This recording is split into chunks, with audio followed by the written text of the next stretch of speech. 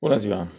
Sunt profesor Liviu Marian Pop, cu o vechime în sistemul de învățământ de aproape 30 de ani și vă prezint o analiză comprehensivă bazată pe răspunsurile a peste 3000 de cadre didactice și personal auxiliar din întreaga țară, realizată în perioada septembrie-octombrie 2025 prin Google Forms, care oferă o perspectivă fără precedent asupra provocărilor și realităților din sistemul educațional românesc.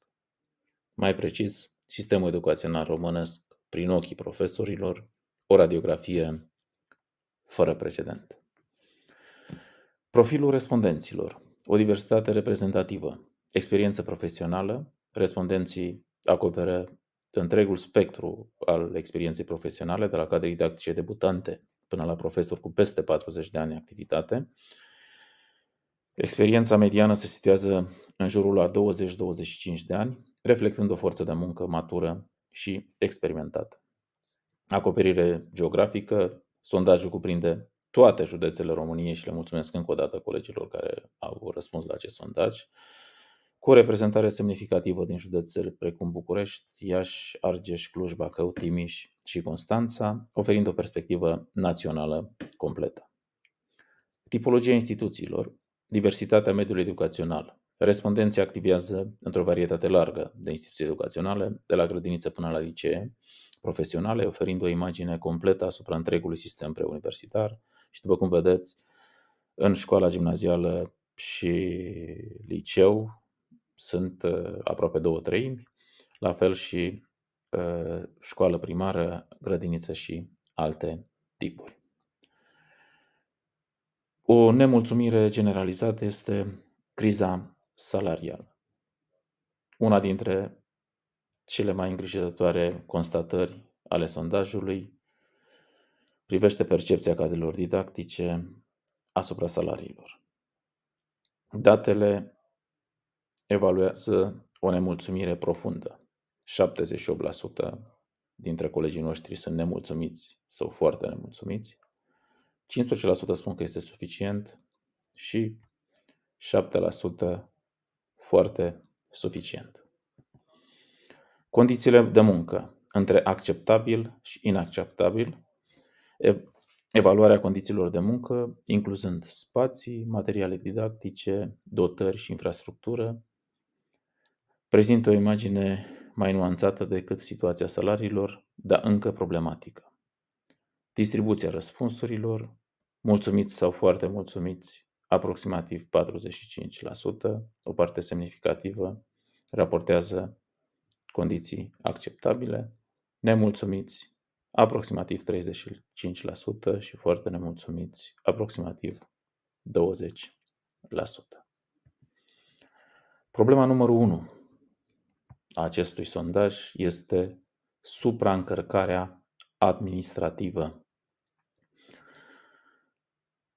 Într-o descoperire care ar trebui să alarmeze factori de decizie, supraîncărcarea cu activități administrative non-didactice emerge ca problema cea mai frecvent menționată, prezentă în răspunsurile a peste 85% dintre colegii noștri.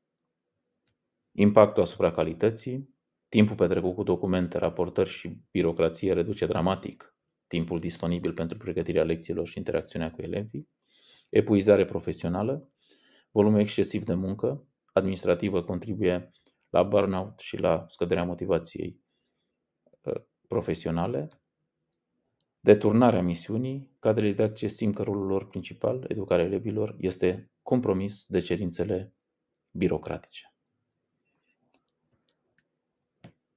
Indiferent de unde au răspuns colegii noștri, că sunt din rural, din urban, de la grădiniță, de la liceu, 85% au spus că aceasta este marea problemă. Ierarhia completă a problemelor. Dincolo de problema dominantă asupra încărcării administrative, respondenții au identificat o serie de provocări semnificative care afectează activitatea lor zilnică. Supraîncărcarea administrativă non-didactică, menționată de 85% dintre ei, lipsa resurselor materiale, aproximativ 45%, afectează calitatea procesului educațional și capacitatea de inovare. 40% probleme salariale și întârzieri impactează motivația și securitatea financiară.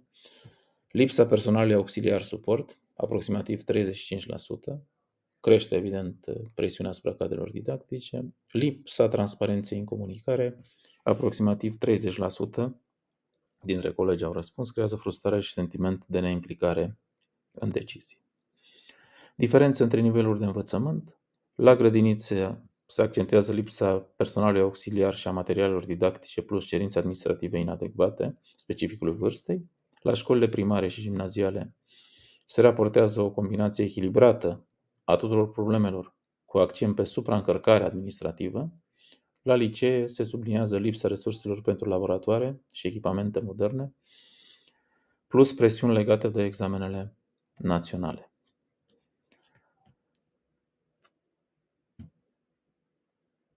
Orice nivel educațional prezintă provocări specifice, dar există și teme care traversează întregul sistem.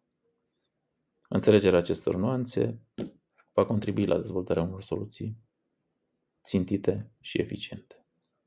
Perspectivele regionale, disparități și similitudini, analiza răspunsurilor pe baza localităților oferă perspective valoroase asupra diferențelor regionale în sistemul educațional românesc. Bucureștiul și orașele mari, condiții de infrastructură relativ mai bune, dar competiție mare pentru resurse și presiune ridicată asupra performanței. Centre regionale, situație variabilă, dependență de investiții locale și de prioritățile autorităților. În zonele rurale, provocări severe în ceea ce privește infrastructura, accesul la resurse și atragerea cadrelor didactice calificate. Constatare importantă, în ciuda diferențelor regionale în ceea ce privește condițiile materiale, supraîncărcarea administrativă și nemulțumirea salarială sunt constante naționale, afectând uniform toate regiunile țării. Două lucruri avem: supraîncărcarea administrativă și nemulțumirea salarială. Concluzii și implicații pentru politici educaționale. Această radiografie a sistemului de învățământ românesc relevă provocări sistemice care necesită intervenție urgentă și coordonare la nivel național. Vocea colectivă a peste 3.000 de profesioniști din educație nu poate fi ignorată.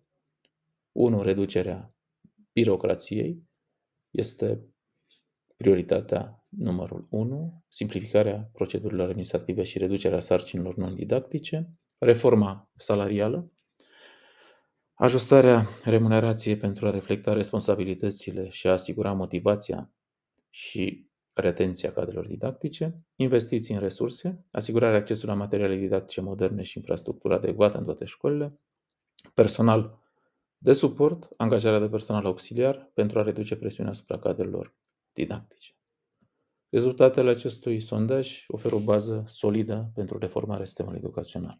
Ignorarea acestor semnale înseamnă compromiterea sistemului educațional din România și continuarea exodului de cadre didactice calificate din sistem și în continuare lipsă de personal. Mulți elevi, chiar dacă astăzi suntem în octombrie 2025, nu au profesori la toate disciplinele și asta este trist. Mulțumesc încă o dată celor peste 3.000 de colegi care au răspuns la acest chestionar. Doamne ajută!